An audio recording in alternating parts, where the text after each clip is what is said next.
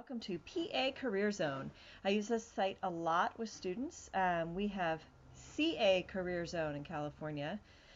So this must be some grant-funded program that our states are using, but regardless, it's free, and I think it's going to give you exactly what you're looking for. So I'll just give you a quick tour. It's pretty intuitive, but a couple things I always include when I'm training teachers or when I'm showing it to students.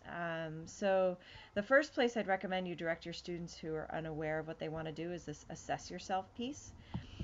This is based on a career code, or I'm sorry, a career theory by a dude named John Holland.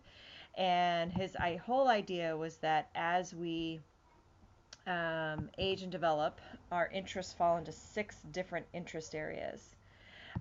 And so this is a full 180 question assessment. And you can see these are the questions, so it's written in pretty simple English, not too complicated. Simply asking students if they like or dislike something. So how I always start this is say, has anybody ever built kitchen cabinets before? A couple hands go up in the air. Great, did you like it? One person says yes. I say, great, then you would click like. David, if you said, I didn't really like building kitchen cabinets so much, that's fine. Go ahead and hit dislike. Then I would say, okay, who's guarded money in an armored car? Usually no hands go up, although one time I did have a guy in my class that guarded money in an armored car, but usually people say no. But I say, all right, well, how do you know who thinks that they might like that? And, maybe some hands go up. And I say, tell me why you think you might like that. Oh, it just seems kind of cool, and, I'm interested in being a police officer, so maybe I might want to do that. How do you know about guarding money in an armored car? Well, from watching movies. Usually that's what people say. And I say, and that's the exact reason I hit dislike.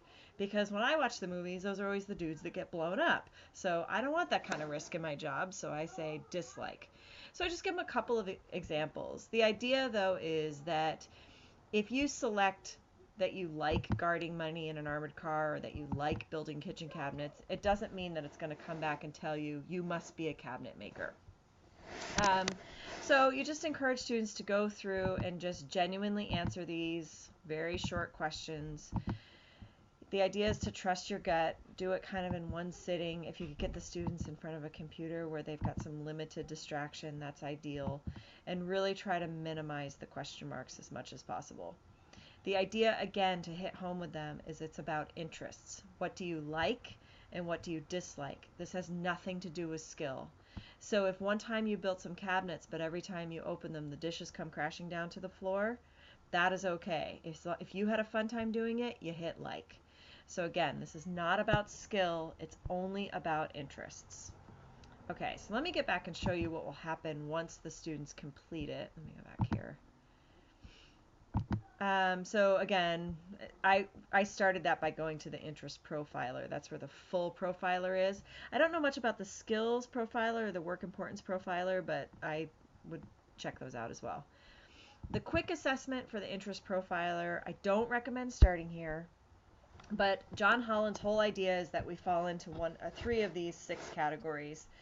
And when you hover over each letter, it gives you a very brief definition. So briefly, realistic are people who enjoy working with their hands. They often like practical solutions. They often like spontaneity or not regular work activities, so working outdoors. Athletes, police officers. It gives some other suggestions here. People who like working outside tend to be R's. Investigative tend to be students who enjoy data and numbers, people who really enjoy understanding how and why things are the way they are. So you can imagine scientists, investigators, that kind of thing. Artistic are people who enjoy creativity and patterns, colors, design in their work. They really like self-expression. You can see that a little bit in the definition.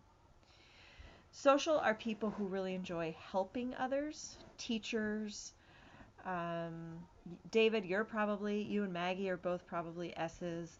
Those clergy tend to be S's. Funeral directors, those who really enjoy service to others. Enterprising are those who really enjoy leading, the leaders. Think lawyers, salespeople, You probably, David, might also be an E, honestly, in your role in administration and leading organizations, etc. C's are conventional. These are people who really enjoy process and order in their work. Think accountants or office managers. The thing to remember about this is that it doesn't mean if someone is an A that they must be an artist, or someone who is not an S is antisocial. That's not what these things mean. They're just kind of categories that our interests tend to fall into. So I'm going to select, I happen to know what my code is. I'm an SAE. Now, the thing that John Holland said is that as we get older, our interests evolve and change, which makes a lot of sense, right? So if you think about what you wanted to be when you were 5 years old, are you that right now, or do you still want to become that thing? And that's a question I ask students. What did you want to be when you were 5? A lot of times students will say firefighter, doctor, nurse, teacher, lawyer. And we talk about where those careers come from and why they were interested in them. And a lot of times students will say, well, I have a family member that was a such and such, or I wanted to be a teacher because I loved my kindergarten teacher. I wanted to be a nurse because I got sick once and a nurse took good care of me. So our exposure to the world of work when we're that young is fairly limited. If you meet a 5-year-old who says that they want to be an actuary, it's probably because someone that they admire or look up to is an actuary. So it's really what we're exposed to. And as we get older, our interests change. We get exposed to more. We get exposed to more things through education. We get exposed to things through life experience, through classes that we take, and also through what else? Movies, media, whatever. And so our interests evolve based on those experiences. So that's an important thing just to hit home, is that sometimes this stuff might change a little bit too. One time I asked a student who he said he wanted to be a firefighter when he was 5, and I said, so do you still want to be a firefighter? He said no, and I asked him why, and he said because fire's hot. So he's learned something about the job that doesn't match his interests. Okay, so at the end you're going to get these numbers are going to be put in a top 3 order. Your top ranking or your top 3 interest areas. What's really important to point out to students, though, is that this doesn't indicate that they should or must be a certain thing. So for me, I selected SAE. It doesn't mean that I must be a nanny or I must be a special ed teacher in a middle school. It just means that the people who do these jobs happen to like the same things that I like. So as we're starting to explore careers, let's start with those things, and then you can eliminate and move on. When you select any one of these, some of them you can see have little videos. I don't know what that bullseye means. We don't have that on California Career Zone, but it might tell us somewhere in here. It gives you a nice description of the job. It gives you sample job titles. There's a great closed caption video there. Students can create their own accounts. Again, it's totally free, and they can rate the jobs against each other. What they do is really the mini job description, and this is where I send students first, is read this and see if there's things that come out of here that resonate with you, and even look for individual words. I like the idea of prepare, but I don't like the word materials. I like the idea of teaching, but I don't like the word administration. So they're starting to kind of hone in even more on their interests by looking at these job descriptions. You can scroll down, you can see it's an SAE. Work values are included here, which one of the other assessments links to that. Some things students need to know and be able to do. You get the point. You can take a look at all this. And then I always bring people over to this side part and say, okay, now let's look at the wages and the outlook, because this is important to know. So in 2014, the average annual wage for this job was almost $50,000. But also you want to look at the outlook. So you've got how much money people are making now, but how many jobs are there going to be out there for this? And not to say that you shouldn't do it if you see a low percentage, but what are the things that you need to do to make sure you get your foot in the door and you're in that percentage? The other thing I would say is worth pointing out is that this is state data. So this accounts for rural Montrose, Pennsylvania, and rural Lancaster, not urban Philadelphia. So I would say in Philly, teachers are a little, or professions, on the most part, it's worth pointing out that you're a little closer to the higher end of the averages for most jobs. Again, it's not that's not an exact guess, but this does account for all the rural places in Pennsylvania, as well as big cities like Pittsburgh and Philly. So let's suppose a student reads this and they're like, meh, not really for me. I'm sorry, where am I losing? Here are your common college majors. Where's the related occupations? I guess this one doesn't have it. Let's go back one screen because I saw the related occupations down here. If a student says, I don't want to be a teacher, click on something else. Let's click on AES and see the difference in the jobs. So here's all these different jobs that are here. Select a job, and then there you go. You're back on that same page that I just left. So I find this tool to be extremely helpful. It's also really great if you go to the home page. Let's suppose you had a student that said, I know I want to work in healthcare, but I don't want to be a doctor or a nurse. You hit this Explore Job Families. And you could see this was really designed for a high school student, I think, a high school student in mind with the icons. So you come over here to healthcare, you click on this, and then it gives a full list of healthcare related jobs. So it's pretty extensive. Now, this isn't every single job that's listed in the Occupational Outlook Handbook, but it's a pretty good start for a high school student especially. Now, the other thing, if a student says, I've always thought I wanted to be a nurse, but what's related to being a nurse? You type in nurse into the search bar, and that search bar is on the main page. And it says, we think you're talking about this, but here's some other things. And so it's, they might say, what in the world's an informatics nurse specialist? So it allows them to understand that, sure, you've got the kind of standard nurse, but there's all these other types of nursing that's out there. And maybe you want to take a look at some of these things before you start your education, just to really make sure that the path you're heading down is really kind of, what you think it is.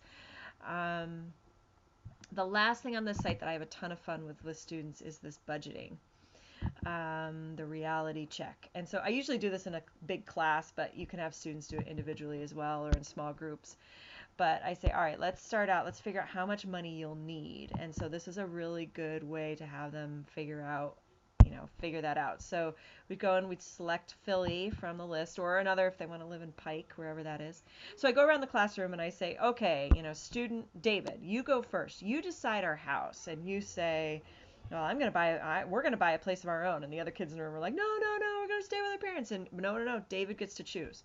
All right, so David says buy a place of our own. That's about how much it's going to cost a month in Philly, really? But anyway, okay, so we hit next section, and then we go to the next student. Okay, Henry, you get to choose our utilities. And Henry says, well, I want internet and I want gas, but I don't need anything else. I'm not going to have a phone. I'm just going to, text people or, communicate with people via my computer. All right, so, and people are yelling at him, no, you need a cell phone. And Henry says, no, I don't. So then we go down, and then Maggie gets to choose. What are you going to do? Eat at home, whatever. And so, she likes to eat out at nice restaurants, so that's going to be $700 a month. And then Anna gets to choose that she wants to go out once a week for a movie or a show. And so you get the point. You just kind of keep going through, and you have every student kind of pick a different category. And not everybody gets to go, but it's pretty fun because they get in debates about who's got the closed budget and all that kind of stuff, but you really stick to not letting other students chime in. This is a nice part to, talk about saving, which, I meet a lot of students who are like, save schmave, I'm not doing that. And so then at the end it says, okay, this is how much you need to earn. So let's look and see, and you can see you can add new expenses. They've changed this just a little bit on me. So this is what the monthly spending would look like, the breakdown of it. And so the minimum average salary would have to be this to support this lifestyle. And then you can find jobs that start there. So it's kind of a cool way to get them to think about what do they value and what kind of things do they want to have in their lives in terms of lifestyle, and work from that angle. Students really enjoy it, and usually when we do it for play the first time, then when they dive into it for real, they're a little bit more realistic about it. There's another curriculum out there called Career Choices, and I don't know what your budget is, but that is a fantastic curriculum. I can send you some information on it if you're interested, but Career Choices, and students can get 1 unit of college credit, and it's a nationwide program. Anyway, that's a whole other thing, but I think California